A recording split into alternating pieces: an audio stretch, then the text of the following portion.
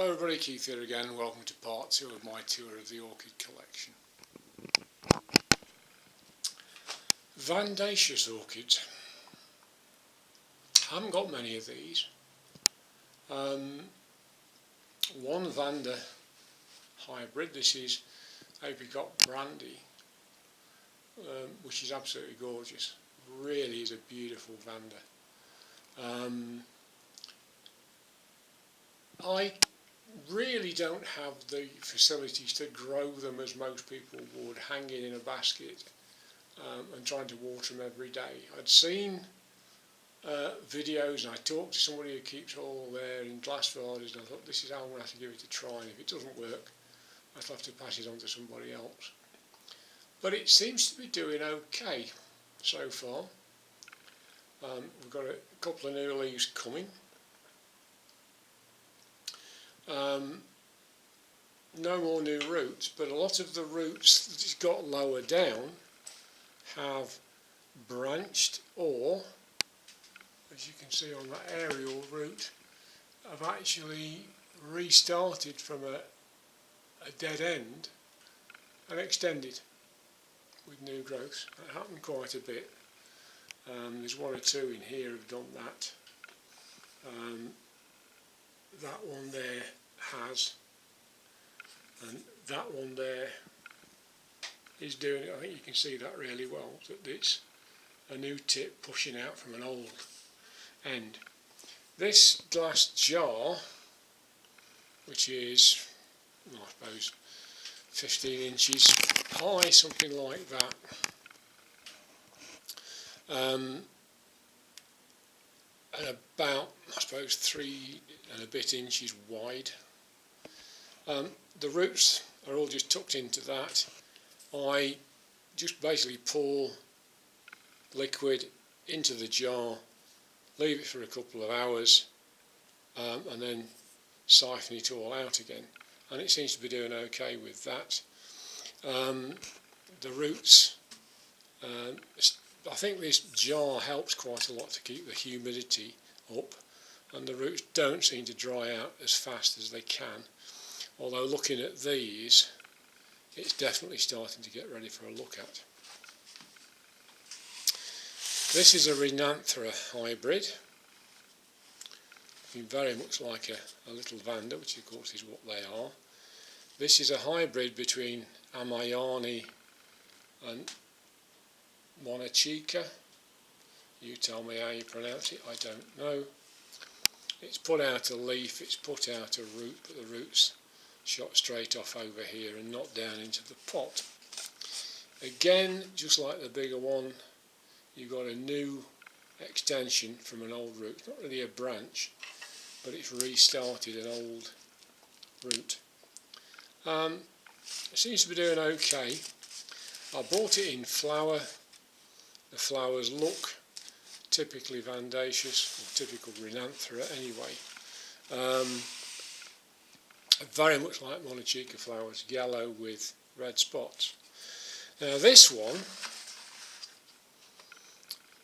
is also a Rhinanthera hybrid. This is Rhinanthera bella crossed with Phalaenopsis purple gem, and it looks much less like a Vanda and much more like a Phalaenopsis, and the flowers are much more like a Phalaenopsis, although unlike a phal, the spike doesn't appear as if it's going to want to branch. I might as well fetch that off now. But it's put up 2 new leaves and some new roots. So again, that is looking okay. Now, when it came, this was bought indirectly, I have to say, from Floriculturing Inc., the Taiwanese grower. I bought this, I've got some dendrobiums from them which I'll show you later, but this I got from somebody who obviously bought some of their older stock up, and it was in pure moss in one of those little tiny flexible pots, and I don't like pure moss, especially not in a sealed, pretty much sealed pot.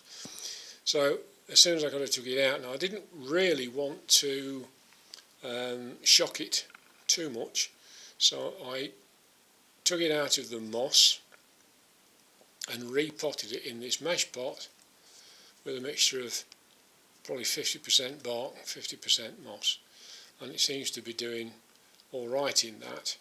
And the nice thing about this is at least I know when it's dry you can see and feel how wet or dry it is all the way down the pot.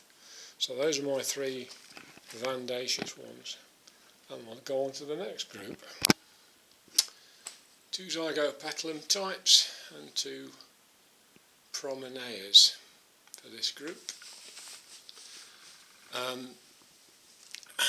This one is Promeneaeas sylvana.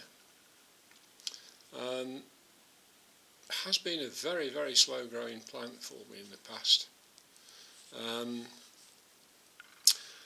I don't know quite what I did, but it threw all its leaves off. And since I repotted it, we've got a conventional new growth and something that could be a cakey or something like it, but it's definitely some kind of terminal new growth on that one, so that's salvageable. This one is Xanthina. Again, I bought it in flower, threw all its leaves off, and I had to repot it. It's still not very happy. The back end is very poor, but we have now got 2 new growths at this end, and I'm just keeping my fingers crossed that they will continue and do okay. In with the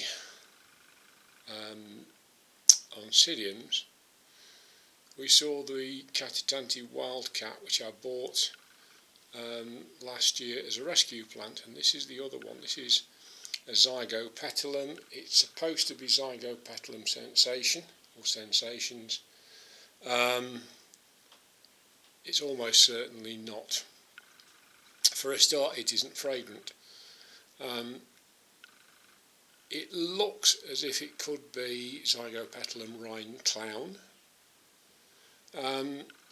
but considering, like the wildcat, the state it was in when I got it, it was nearly out of the pot, it was absolutely bone dry, looking very poorly. It's recovered incredibly well. You can see the vigour. Look at the roots on the base of that pseudobulb. That's the last one to flower. And we've got a new growth there, and signs of a new growth behind that root there. Don't really know what to do with that. You can see that some of the older pseudobulbs have already had to be buried. I don't like burying pseudobulbs. To me, that's kind of burying trouble. A bit like burying dead roots. But that, I suspect, is going to have to be repotted before long, so that comes down a little bit.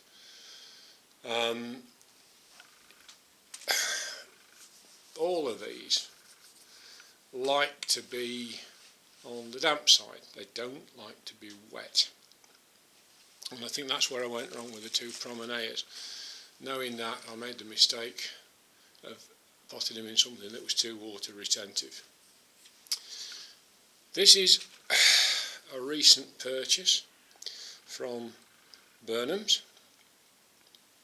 Came under no ID, clearly a Zygopetalum type, but if you compare the pseudobulbs on this one and the pseudobulbs on that one, they're quite clearly a different shape. This is much more slender altogether, taller and slenderer than those. Those sort of kind of go a bit wrinkly. These don't seem to. Somebody managed to identify it for me as Zygonisia Rhine Blue Angel. I've repotted it because I didn't like what it was in. It took that very well. The flowers didn't last an awful long time after that, or one did. It only had 3 on. One lasted well, the other 2 came off fairly quickly, but I wasn't too worried about it. It was identifiable. It seems to have settled.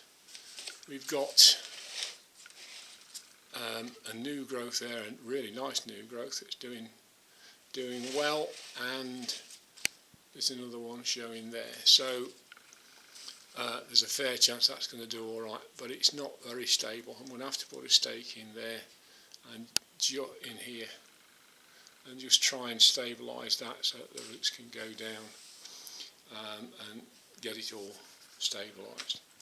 So that's another group. A fairly small and I guess fairly loosely related group here. That's Miltonia spectabilis. I bought it from Burnham's very cheaply. Apparently they'd taken a load of cuttings from a big plant, and I picked that up for, I think it was £10. It was very little money for a really nice plant.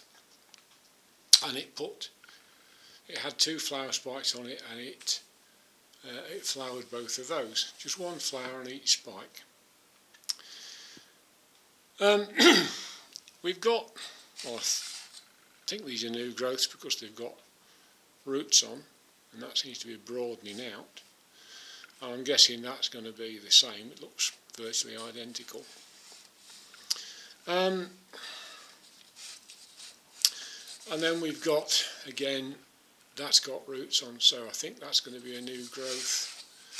And we've got something there that as yet doesn't have any roots on, so whether that's a flower spike or another new growth, I mean there's what, 1, 2, 3, 4, 5 new growths on that, and if eventually we get some flowers off it, that really will be something quite special.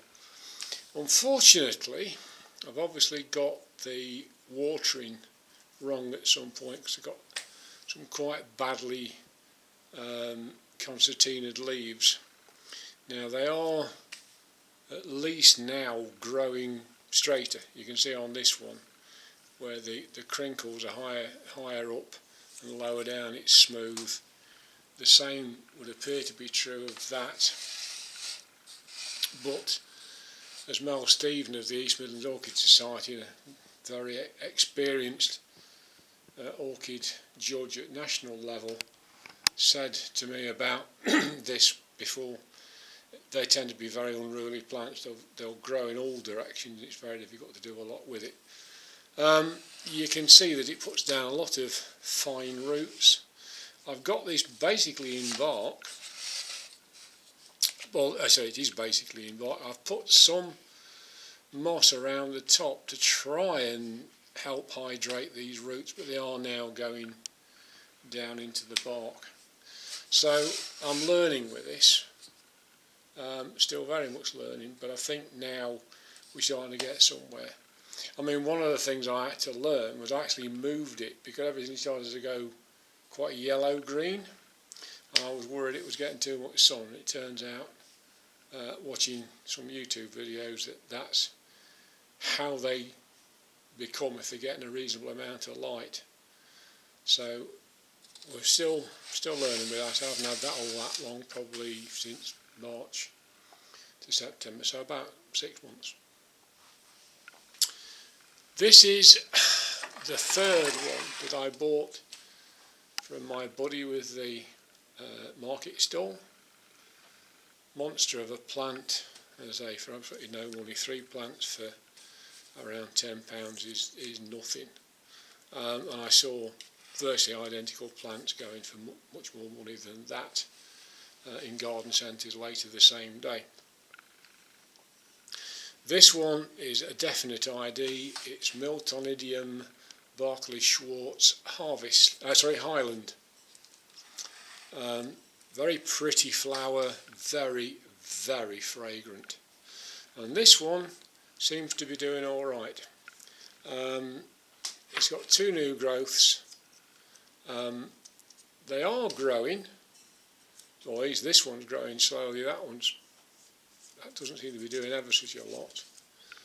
But no doubt before long they're going to start thickening up. But they've got some growing to do, because you can see the size of the previous pseudobulbs.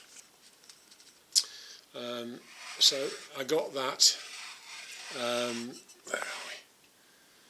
At the end of June. I repotted it straight away. I was really surprised with all 3 of them how good the roots were. Whether that means the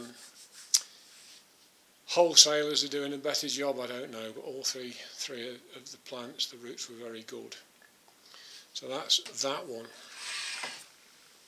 And now, one that's very, very sad. This is the remains of my Nellie Isla, which when I got it was a nice plant. Potted it up into a wrong wrong medium, and it just dumped leaves in all directions, and rotted some pseudobulbs. So it's another one of these problematic ones that likes to be damp, doesn't like to be wet. Really isn't in very good nick. It has tried to put some new growths out, but there's no roots on it yet. It's tried to put some roots out on these old growths, haven't actually got anywhere. So it's touch and go with this one, I think. It might do something.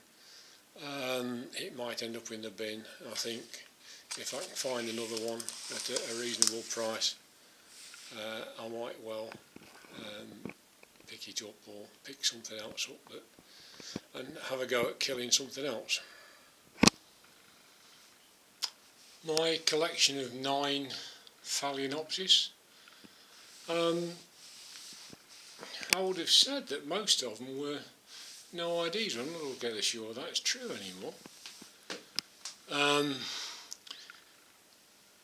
This one I bought about a year ago from a local Tesco's.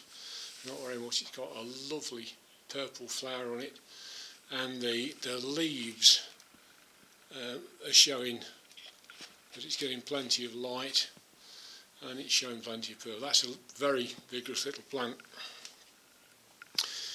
This one I've had a bit longer. It had some leaf troubles when I got it. I repotted it relatively recently. May have overpotted it. I went up because it had very long roots on it.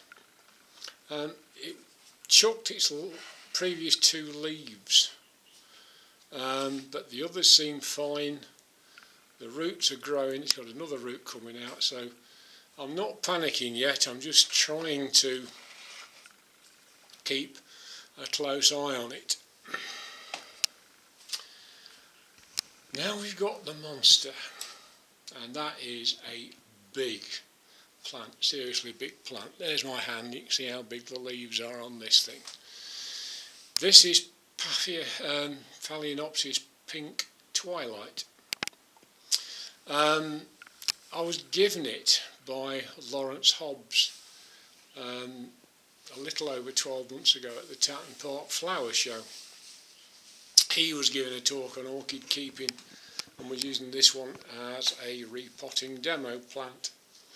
And I asked a few questions, and as he came away I asked him some more, and he suddenly thrust this at me and said, "Do you want it? Because it's no good to me, I can't sell it." And I said, "Oh, thank you very much."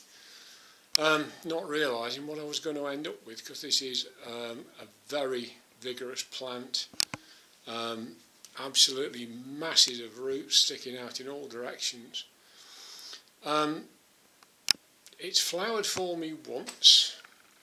The spike hasn't shriveled, but it doesn't actually show any signs of branching. But it's put up another spike which is thicker than the previous one, a lot taller than the previous one. In fact, I haven't got a stick tall enough to keep it all straight. And I've just noticed that I brought it downstairs from its bedroom eyrie, that the buds are beginning to form, and it has big flowers, very big, very long lasting flowers. This is a lovely plant, and worth every penny I didn't pay for it. Should have been about 20 quid.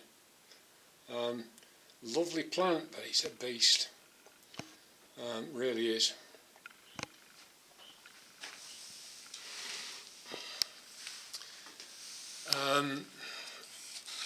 Another no ID. I would have said until the last few days that if you get aphids on a fowl, it doesn't matter. Unfortunately, the aphids got into this just when this was forming.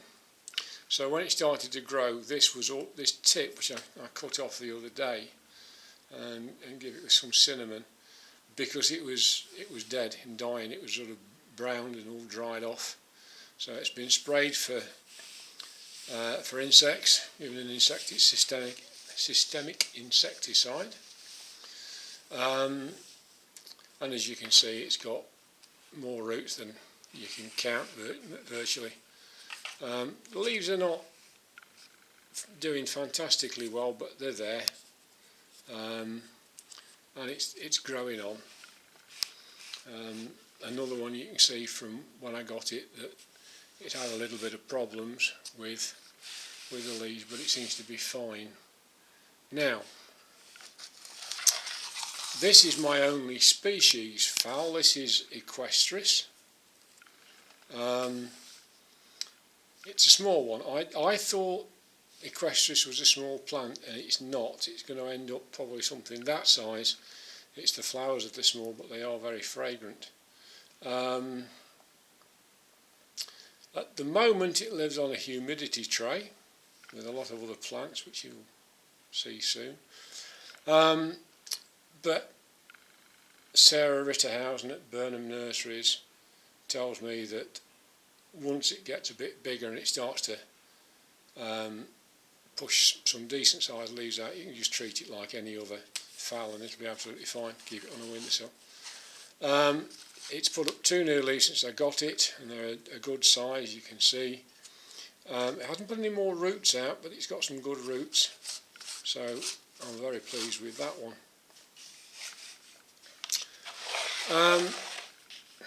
This is turning into an absolute cracker. You may well have seen this on one of my videos back in March or April, when I went to Salisbury as part of a long weekend where we went to the Bournemouth Orchid Society's 60th anniversary show.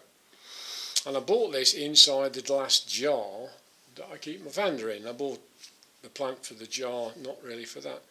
But as a Phalaenopsis, little no ID Phalaenopsis, it is very, very pretty. It's sort of pale yellow with a pale orange lip.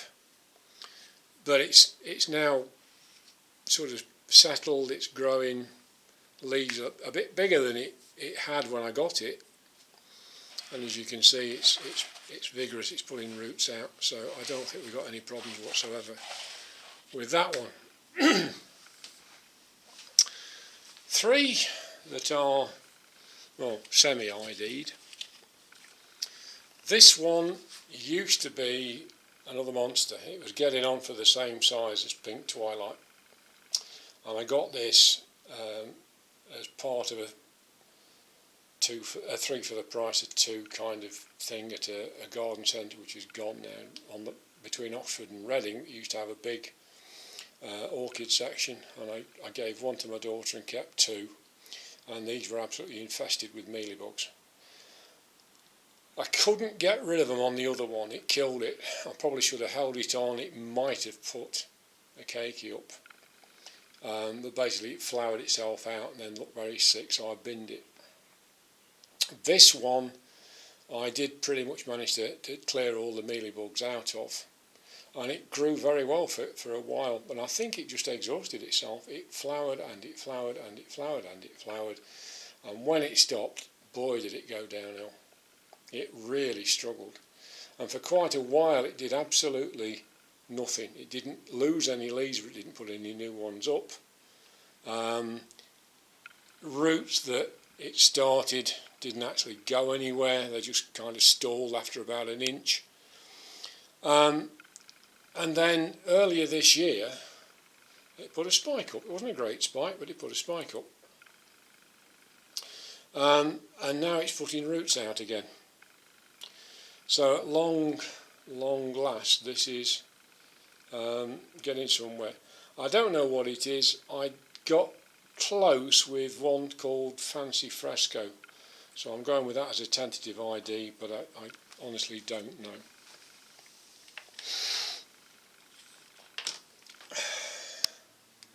This is Mini Mark. It's the only one I've got in flower, about the only plant I think that's in flower at all at the moment.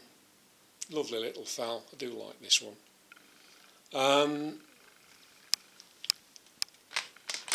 It has made a huge amount of roots and they're very long. That's why it's in a tall pot. I don't like cutting roots off, and this was absolutely full. When I repotted it, the roots were very, very long, so I put it in this, and since then, I mean, it's just put out another load of roots. And for the first time it flowered, it didn't flower very well at all. Only flowered for 2 or 3 weeks, not a few months. And then it's flowered again, and this one is being progressive, so you can see that it's had flowers down here and lost them, still got flowers coming and still got buds coming at the end of that spike. The last one. It's supposed to be Leodoro. It's got that type of flower, certainly looks like it, but Leodoro is supposed to be scented and this isn't. But it's got all the other characteristics. It's got large pale green leaves, and it flowers on multiple spikes. Now you can see I've got some older spikes. There's a branching.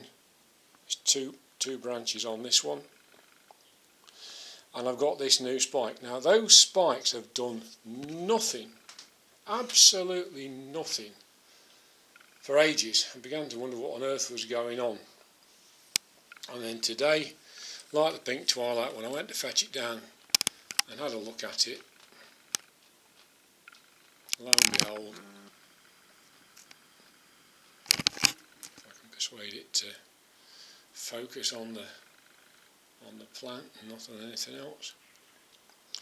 There we go. We've got some buds beginning to form. So those are my fowls. Next up is the last group of the indoor orchids, which are going to be the Dendrobiums, and there's lots of those, so there'll be several sections of it. And the start of the biggest section, I guess. This is Dendrobiums, of course. The nobile types for a start. These are the true nobiles. I've got some others that and cakeys, but we're not really worried too much about those. What I will say obviously applies to others as well. So let's look at these two for a start, because they are offsets from, or divisions, whatever you want to call them, from the same mother plant. It's Dendrobium Lady Coleman. That's a very old cross, registered in 1909.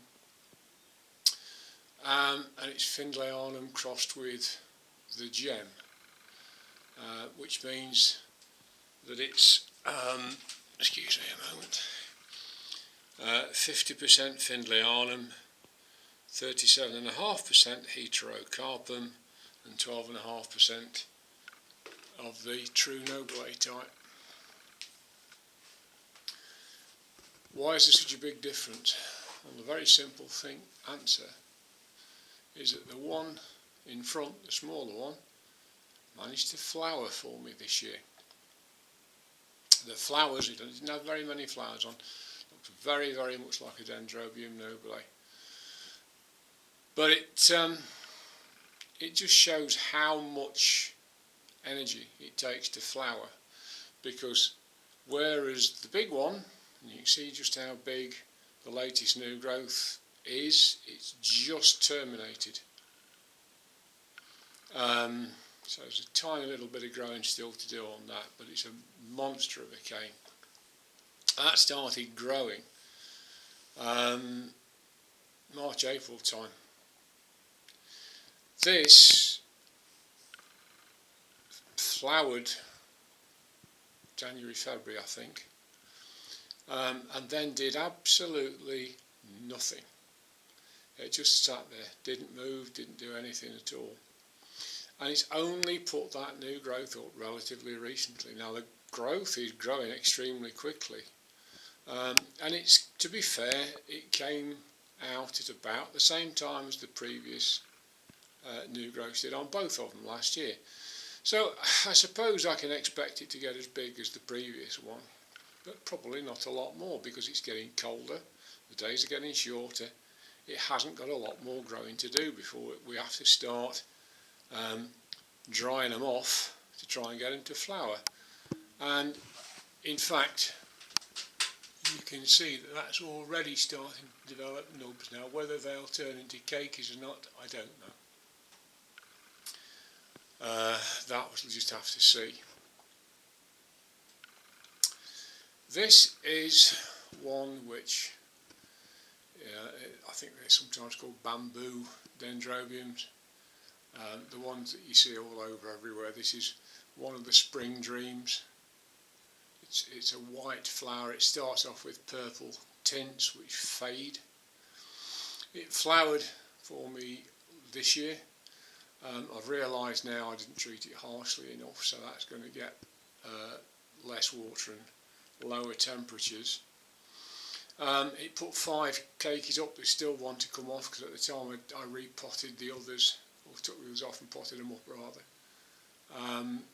That one hadn't got very good roots on, but you can see now that's a chunky looking plant, so that can come off. It had a recent repot, and typical of a lot of plants, they don't appreciate a repot. It's thrown a few leaves off, but nothing great, and it is, like many nobiles, ultimately deciduous. It's not annually deciduous, but it is ultimately deciduous. Growing well, pleased with that, and we'll see where we go. But I think it will it'll do well for me again. That is the only true nobile type I've got. One I got from Burnham's last year. This is the Cooksonia variant. It's grown extremely well. Have a look. Turn it around a little bit so you can see it slightly better. You can see that is last year's new growth, and that's this year's new growth, so it's far, far bigger. It has terminated, but that's a much, much bigger growth. And there's every possibility, of course, that it'll get bigger again next year, but that's obviously settled and happy, and we'll see whether we can flower that last year's cane or not. At this stage I'm not worried. With the experiences of the Lady Coleman's I've just described, I'm not sure I want this to flower. I'd rather it kept its strength to put out another strong new growth next year. Cakeys, yeah, well, the cake. Well, thank you for watching. I hope you've enjoyed it, and I look forward to seeing you next time.